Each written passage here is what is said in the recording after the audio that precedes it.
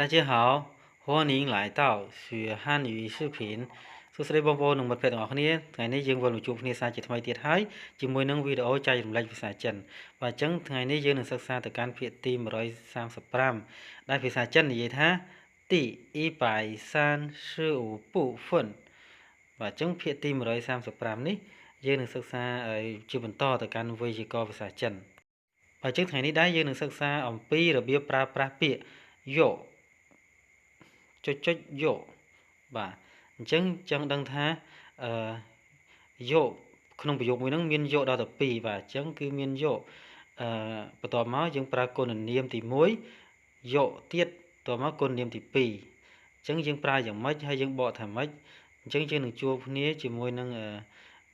ឧទាហរណ៍ជាបន្តនៅបន្តិចទៀតនេះបាទក៏សូមបញ្ជាក់ផងដែរថាពេលដែលយើងប្រើយក2យើងអាចទី1យើងអាចប្រើជាគុណនាមបូកជាមួយនឹងគុណនាមបាទទី2យើងអាចប្រើជាកិរិយាសព្ទ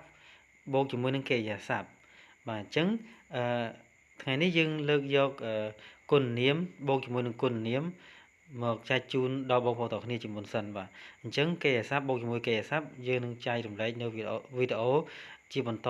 នៅថ្ងៃស្អែកជាបន្តទៀត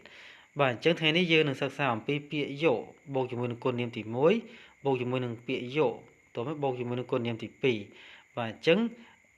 យកពីរដងហ្នឹងគឺជាប្រើសម្រាប់បង្ហាញលក្ខណៈ2ដែលមាននៅលើមនុស្សឬក៏វត្ថុបាទអញ្ចឹងបើយើងលើកយកឧទាហរណ៍ភាសាខ្មែរយកមកបញ្ជាក់គឺងាយយល់បន្តិចបាទអញ្ចឹងឧទាហរណ៍ដូចជានៅលើមនុស្សមានចំណុច2បាទឧទាហរណ៍ថាខ្ពស់និងសង្ហាបាទអញ្ចឹងមានន័យថានៅលើមនុស្សហ្នឹងគឺមាន2ខ្ពស់ហើយសង្ហាឬក៏ស្អាតហើយនឹងចិត្តល្អបាទហ្នឹងជាសម្រាប់មនុស្សហើយចំពោះវត្ថុវិញឧទាហរណ៍ថាវែងហើយ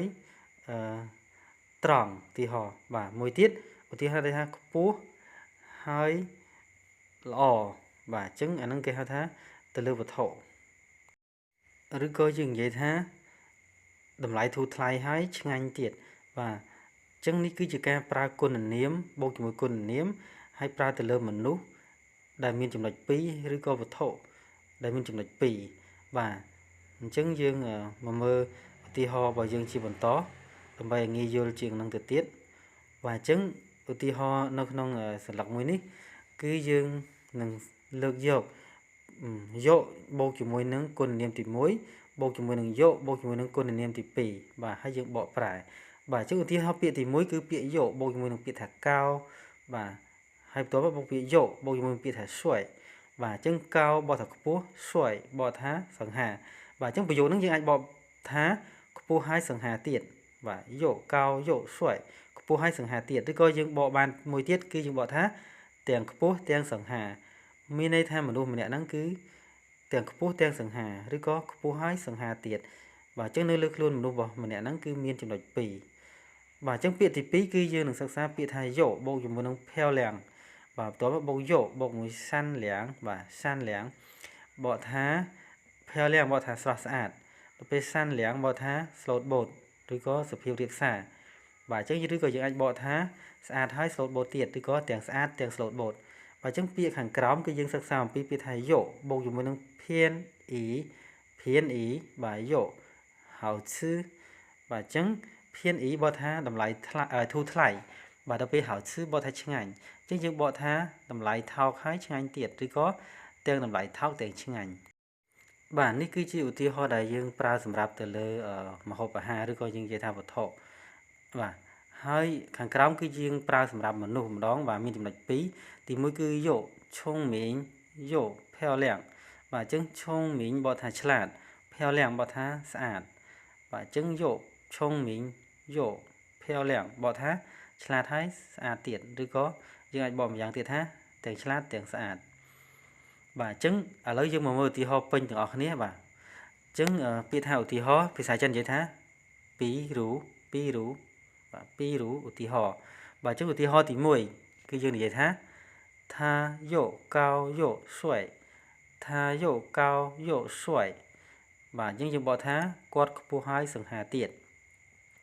បាទអញ្ចឹងឧទាហរណ៍ទី2គឺយើងនិយាយថា他又漂亮又善良他他又漂亮又善良បើថានាងស្អាតហើយស្លូតបូតទៀតបាទអញ្ចឹងចំណុចឧទាហរណ៍ពីរហ្នឹងគឺតកតងជាមួយនឹងមនុស្សបាទមានចំណុច2នៅលើមនុស្សតែមួយបាទអញ្ចឹងឧទាហរណ៍ខាងក្រោមគឺយើងនិយាយថា这种菜又便宜又好吃这种菜又便宜又好吃បាទអញ្ចឹង这种菜បើថាម្ហូបមួយមុខនេះបាទ又便宜又好吃បើថាតម្លៃថោកហើយឆ្ងាញ់ទៀតបាទអញ្ចឹងប្រយោគហ្នឹងយើងបកថាម្ហូបមួយមុខនេះតម្លៃធូរថ្លៃឬក៏តម្លៃថោកហើយឆ្ងាញ់ទៀតបាទអញ្ចឹងឧទាហរណ៍ជាបន្តគឺយើងសិក្សាទៅលើ